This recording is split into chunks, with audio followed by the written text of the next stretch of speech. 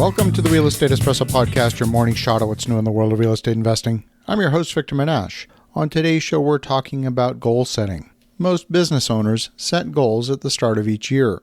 You had an intended plan back in January, a fresh start of a new year. In our company, we do our goal setting in December. But so much has happened in the world in this crazy year, 2022. We've had a couple more waves of the pandemic. We've experienced hyperinflation in many parts of the world. We are experiencing food shortages. We're experiencing a brutal war in the Ukraine. And we've experienced rising interest rates. Many real estate investors had projects underway that got derailed by the increase in construction prices or higher interest rates or both. So here we are, coming up against the start of the fourth quarter. You've got 90 days left in the year. Now would be a great time to ask yourself some insightful questions. Did 2022 play out the way you had planned, at least so far? How did the year differ from your plan? How many of the changes were the result of your choice versus merely a reaction to a new circumstance that you didn't foresee? Were there any good surprises? If so, what were they? When you set goals at the beginning of the year, did you just set business goals, or did you set goals in all areas of your life? Did you set health goals, family goals, community goals? Did you set goals for special moments and for regeneration?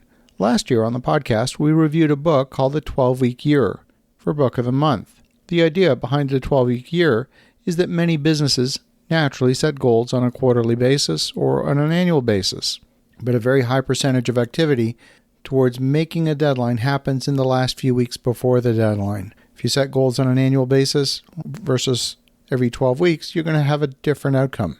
In our business, we get together for a 2-day offsite meeting once each calendar quarter.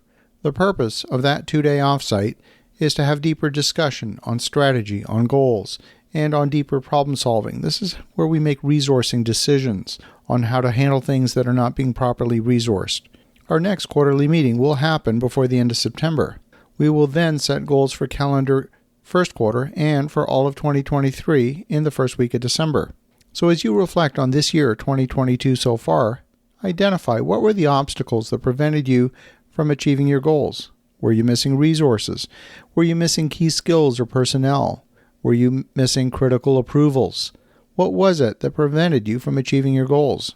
You may want to ask yourselves whether the goals could even be achieved at all, or are these obstacles ones that could be overcome? Time is your most valuable resource, and with a little over 12 weeks remaining in 2022, what actions will you take to get your year back on track if it's off track? Remember, when you're focusing on setting goals, there's two types of goals. There are attainment goals, where you focus on a very specific outcome. That outcome might be something like completing a transaction or a certain dollar amount in your bank account.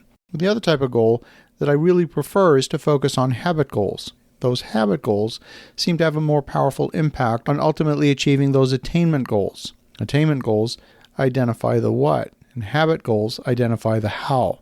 Habit goals specify who you need to be and who you need to become.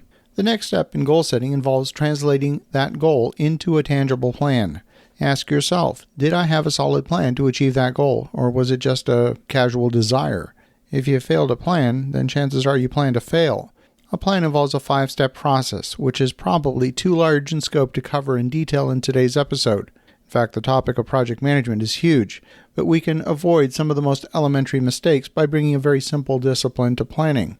The first step is to break down that goal into specific deliverables to ensure that that list of deliverables is complete. If you're missing something, it's not going to work. The most basic mistake is to skip something fundamental that is a required real prerequisite. The next thing is to break down the deliverables into individual steps or tasks.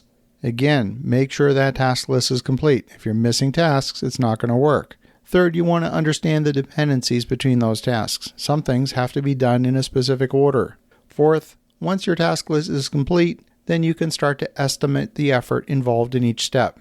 And then finally, step number 5, you want to make sure that each step in the project is resourced. If there's nobody to work on that particular step, then naturally it's not going to work. It's going to be delayed.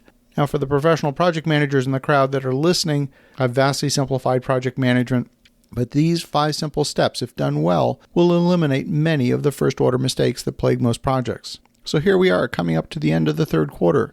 Now it's time to take stock of where you are against your annual goals for 2022 and to approach Q4 with renewed energy, focus, and vigor. As you think about that, have an awesome rest of your day. Go make some great things happen. I'll talk to you again tomorrow.